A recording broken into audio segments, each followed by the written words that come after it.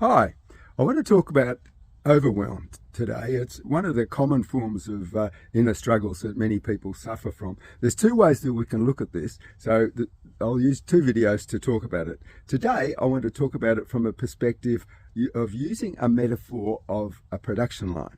Imagine it's your job to screw lids on jars on a production line. There's a conveyor belt and all the jars whiz by, and it's your job to screw the lids on.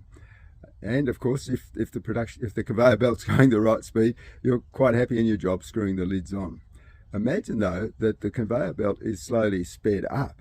So you work harder and harder and harder and faster and faster and faster until eventually you reach a point where you can't keep putting the lids on. And in fact, maybe the jars start tumbling off the production line. So what do?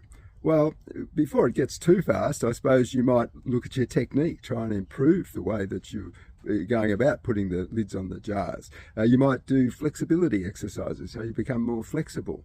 Maybe if it gets faster and faster, you end up getting some mechanical aid to make it possible. And eventually, if it gets too fast, you'll be left with no option but to ask your boss to slow the machine down, the conveyor belt down, because it's got beyond your capacity. Now, this is a metaphor, of course, so now let's bring it back into the workplace.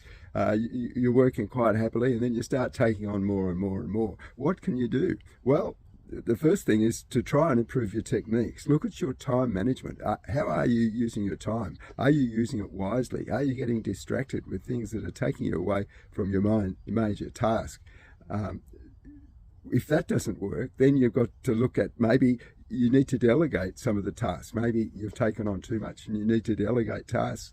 Maybe you need to get an assistant, maybe a virtual assistant. Maybe there's some way that you can reduce your workload.